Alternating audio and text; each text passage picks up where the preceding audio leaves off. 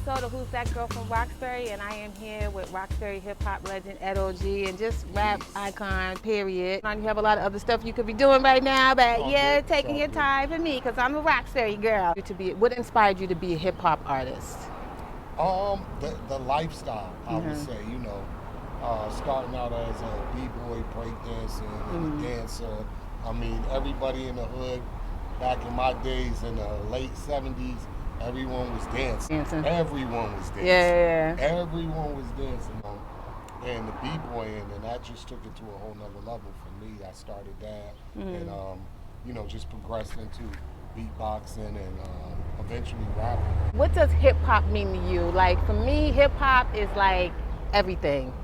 Like, hip-hop is such a big part of my childhood. It's like, when I think of hip-hop, I think of just like, block parties on Lawrence Ave. I think of when I grew up on Greenville Street, I think of all the Puerto Ricans on one end of the street with the icy and the fire hydrant. I remember the big part of my hip-hop journey was like Roxanne Shante. I know I say that all the time, but it's true. Like, she was a big part of like just blowing my mind as far as like hip-hop. Yeah, as a little girl. I love Shante when I was younger.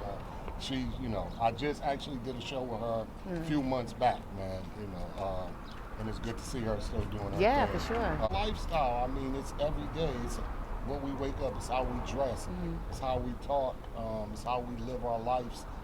The music is the soundtrack to our lives. Right. You know what I mean? Right. So, yeah, for me, all the good memories, of course, block parties, being young, the music, people playing music out of their windows with radio. Right. I mean, that was a huge thing in every neighborhood. You had the person who just was about that music that lived in the building. Right, they always had the music out the window. Always had the music out the window.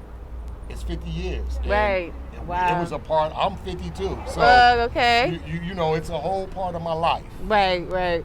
So now I want to know, how did it feel to make your first record? What was that process like?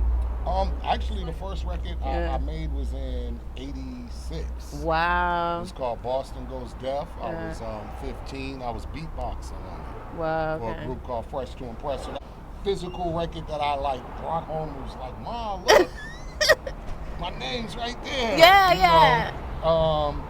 We didn't make any money off of that, of course. Yeah, but you just loved it. But when my first professional record came out in '91, I mean, that was just, that's just what I had been working up towards to that point. It was pretty major, because I remember seeing it on like Rap City in the basement, and I just was kind of like, yo, that's Dudley Station! The first people I ever seen from Boston on Rap City was TDS Mob. Wow, okay. They had this song, this video called I Don't Know What This World Is Coming To. And that was the first Boston joint I had ever seen. And then I had seen the original Gang Starr, Guru, R.I.P., and my man Mike D from here. That was the original group. And then their song had got on BET, their video. Yeah. So I was like, it's possible. Yeah, it was great. I just remember like everybody was like, yo, Edo.G's that, you know what I mean? But it was great. Like New Edition, shout out to New Edition. Of course. Like for hip hop. But for hip hop, it's Edo.G. That's true, and it's true. You know what I mean? But so it's like, you all forever like the kings of Roxbury. New Edition, Bobby Brown, Edo.G, Gang Starr, of course. You know what I mean? Because like, we feel like you're like the ambassadors. Like, we were sitting here, like law enforcement was coming up to like, hey, I just seen you on the block. Hey, I just, it's cool. How does it feel to just have that like Roxbury pass? Oh man, it's love. I worked hard for it. I know that's right. You want first your community to respect and like what you're doing, and it was Roxbury first. That's right. I'm like here, so I want y'all to feel this.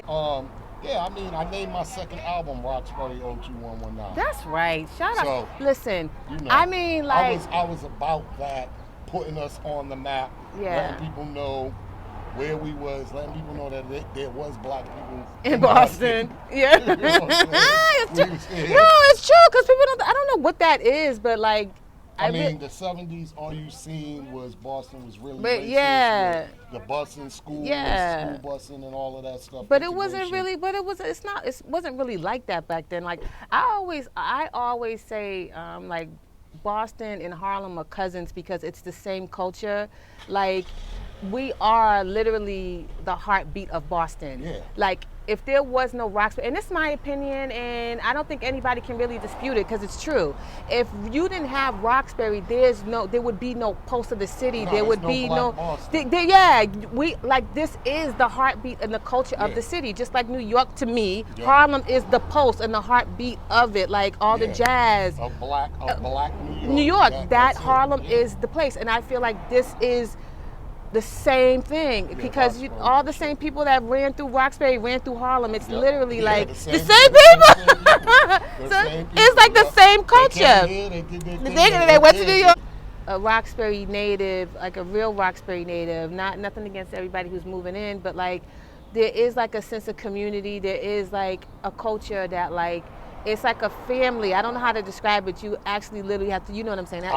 You have to be from Roxbury to understand. Yeah, you have to. Roxbury people, I don't know what it is, but you know, it's not the biggest borough in Boston. You know what I'm saying? But it has the most impact. Right. Okay, you just said it. Say for me, I'm going to say Raekwon. Yeah, he's definitely my favorite MC. I mean, I'm going to go a little further back to the 80s because, you know, that was the guys who was on my walls. It was the Big Daddy Kane's, KRS. KRS-One for sure. Chuck D. You know, it was those guys, De La Soul. Yeah. Because they just those 4 groups that I named right there, and Rakim, of course. Oh, five, all you could get knowledge from KRS, and you could be fly with Kane. Yeah. You know what I'm saying? And get some, he's the lady. He's the man.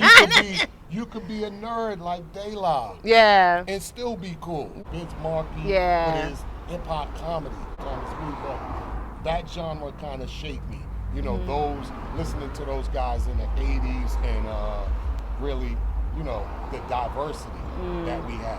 You know So now, who's your favorite hip hop crew? Which crew you think made the most impact on hip hop? I'm gonna say the Wu. Everybody says Wu-Tang. That's like the number one answer on my channel. But mine changes. I'm gonna say if you're like I guess you want to call us black hippies. I don't know what you call it. I would say Far Side, Fugees, Souls of Mischief.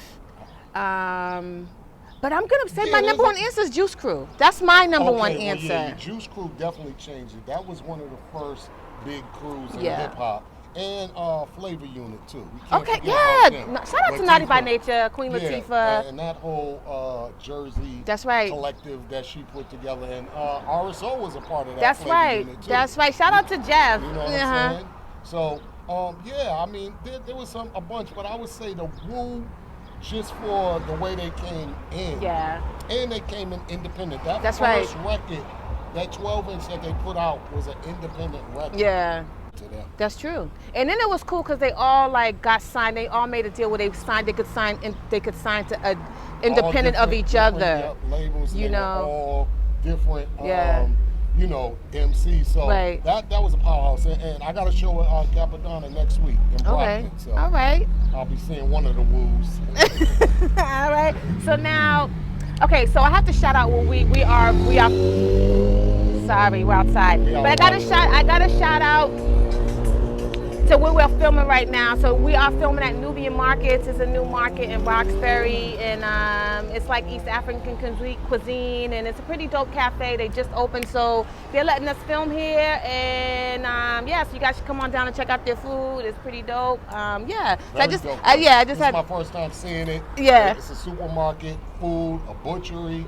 Oh man, super dope. Yeah, it is. I'm glad to have something like this in Roxbury. Yeah, for sure. So, so it's a dope place. Come down and check it out. What is your favorite childhood memory? I can't think of just one. Let's start out. Let's get it. It's filming. It's recording. You sure? We good? Okay, so my camera stopped, so we missed half of the end of the of the interview. So now he's clowning me. So this is where we're at. Okay, so I'm just gonna catch up from where we left Yes. off. What's your favorite childhood memory? Football in the snow with my boys. That was like one of our favorite things to do when we were young, and especially like playing against other different streets. I grew up on Humboldt, so we would play against Rutherford. We would play against Homestead was our rival, and Walnut. We would play against all the streets in the neighborhood. So that was a cool little thing. Yeah, an ice cream truck too. The ice cream truck, Ice cream truck and a pizza truck. Okay, so you just like food. Yeah, I'm a foodie. I'm definitely a foodie. So your favorite childhood memory is like food. Food and football in the snow. Food and football. That's such a guy answer. Food and football. Okay. Like who inspired you as a child? No, it's probably my mom's. You know, that would be the number one inspiration. Hustle and drive. The Quiet Storm. Yep.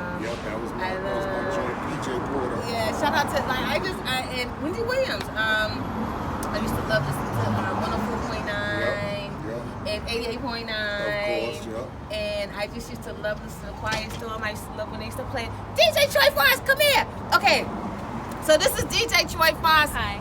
We ran into her. She came to get some food. She's DJing. Say hello. Hey y'all. Yeah. Peace. We lost some of the film when you came in. The thing stopped. But anyways, yeah. So this is got you back. Yeah. So this is what happens in Roxbury. This is a Roxbury moment. Okay. All right. Ting. Love y'all. All right. Enjoy. See you. Start with Beach Street. Beach Street's my Wild Style. You go. The first hip hop I ever seen was this documentary on Channel 2 on PBS called Style Wars. It was about graffiti, but it had breaking, it had rapping, it had all of the elements in it, and that's what made me get into it. That actual movie. But Brown Sugar would be my favorite hip hop. Mine's is gonna be Beach Street. So since we're in that mode, I'm gonna say, what was your favorite hip hop driven style moment? I'm gonna go with anything Dapper Dan. Anything was Dapper Dan. I mean, that was late '80s, early '90s. Me, I'm so not stylish, so I just wear what I like. I like the hip hop. The moments where the people used to wear like the name belt. Name belts, yep. That was really dope. I still got one at the crib. Maybe my favorit era was the sweatsuit era in the late '80s, and when everybody was wearing sweatsuits and velour. I mean, just any kind of sweatsuit. It was all dope back then. Okay, and speaking of that, the Bengal earrings are back in. I swore I would never wear these type of things again. Doing all this, I swore I would never wear these, but I'm wearing them again. Now, what are you working on now? Like, what project are you working on now? Just tell the audience. Yeah, my latest album is called We Do Good. If you read in between the lines, you'll see it spells Edo.G. That's it. I hear you. It was one of my favorite moments a couple of weeks ago.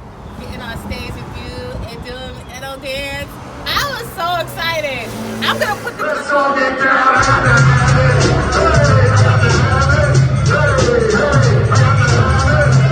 No, but that was truly like that was a dope moment because we all like did it in unison. That was crazy. I love that. My big dream would be to interview Roxanne Shante. You gotta come on my show because I need that in my life.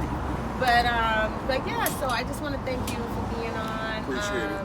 As a fellow Roxburian to another, thank you for what you've done to the community. Thank you for putting the spotlight on our community as far as hip hop. And I just want to give you your flowers. We really appreciate it. We love you. Thanks for coming on the show. All the love is reciprocated. Yes. If you like my content, please make sure to like, share, and subscribe to my channel. And thanks for watching. And I'm Who's That Girl from Roxbury.